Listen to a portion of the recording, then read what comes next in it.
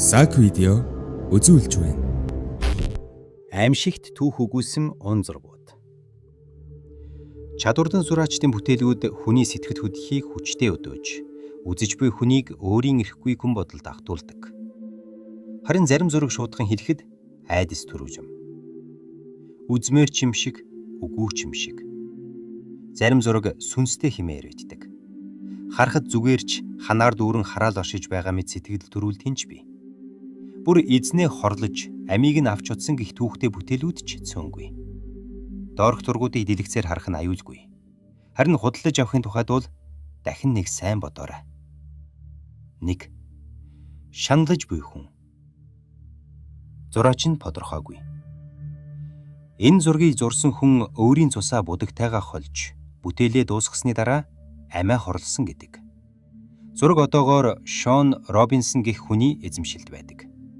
Тэрээр уг зургийг эмээгээсээ өвлөж авсан бөгөөд эмээ нь энэ зураг хараалтай хэмээн анхааруулсан байдаг. Шон уг зургийг унтлахын өрөөндөө өвлөгсөний дараа гэр бүлийнхэн нь шүн шивнэ, уйлах чимээ сонсож сүүдэр мэт дүрс хардаг болсон байна. 2. Нэргүй. Зураач Здислав Бексинский. Энэ зурагт тамийн дүр төрх ажиглагдах бөгөөд хүмүүс үүнийг хараалтай гэж үздэг. Зураачийн амьдрагч гунигтай өнгөрчээ. Эхнэр нь нас барж, хүүн амиа хорлсон. Харин Бексинский өөрөө 2005 онд алуулсан байдалтай гэртээ олдсон. Домог ёсоор түүний зургуудыг удаа ширтсэн хүн үххийн аюулд өртдөг гэх яриа байдаг. 3. Гар нь түүнд саадуулж байна. Зураач Билл Стоунхэм. 1972 онд зурсан энэ бүтээл сүнстэй зураг гэдгээрээ алдаршсан. Өмнөх эзэмшигчдийн хэлснээр зурган дээр хүүхдүүд шүн хөдөлж, бүр жазаасаа гарч ирдэг байсан гэх. Зургийг үзэсгэлэн тавьсны дараахан тухайн галерейн ажилтнууд удалгүй нэг нэгээрээ нас барсан гэдэг. 4. Хүн таамаг дэвшүүж бурхан хэрэгжүүлдэг. Зураач Эдвин Генри Ландсир. Энэхүү зураг 1945 онд сургаггүй болсон Джон Франкны талаар өгүүлдэг. Одоо Лондонгийн Холвей хааны коллежид хадгалагдаж буй. Нийгэм оюутан зугийн хажууд сууж чадахгүй ямар нэгэн зүйлээр хадгалах гэж оролдсоор Британий далбааг түүндээ хүчсэн байдаг. Тэр цагаас хойш өв зургийг далбаагаар хаадаг уламжлалтай болсон. Мөн энэ зургийг удаан ширтсэн хүн амиа алдах магадлалтай гэх цуу яриач тарсан. 5. Хайрын захидал. Зураач Ричард Кинг. Техас мужийн Остин хот дахь Дрискил зочид буудалд өдгөөтэй энэхүү зураг нь гинтийн уйтгар гунгийг мэдрүүлдэг. Хэдийгээр зурган дэх охин бодит Саманта Хьюстон бишиж хүмүүс охины сүнс зурагт хорогдсон гэж үздэг. Саманта нь 10 дээрэн хотын захирагчийн охин байсан бөгөөд 4 наснда тус буудлын шатнаас унаж нас баржээ. Зургийг ширтсэн хүмүүс толгой эргэж сэтгэл санаа тогтворгүй болдог гэж ярьдаг. Харин зарим үйлчлэгчид бөмбөгөөр товлж буй охины сүнсийг өөрийн нүдээр харсан гэж мэдүүлжээ.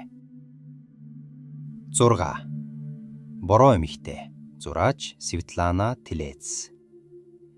Светлана Телец энэ зургийг ердөө 5 цагийн дотор зуржээ. Зурж байх үедээ тэрээр өөр нэгэн түүний гараар зурж байгаа мэд сэтгэлд төрсөн гэж хэлсэн байдаг. Зураг худалдаж авсан хүмүүс бараг бүгд буцааж өвдөг байсан нь тохиолдлын зүйл биш бололтой. Учир нь зураг руу удаан харуул сэтгэл хуниглан нойр хөрөхгүй болж бүр зураг нь чамайг ширтэж байна гэсэн мэдрэмж төрдөг гэжээ. 7. Уйлж буй хүүхэд. Зураач Жованни Браголин. Италийн зураач Жованни Браголин жуучдад зориулан уйлж буй хүүхдийн хүргийг зурдаг байсан.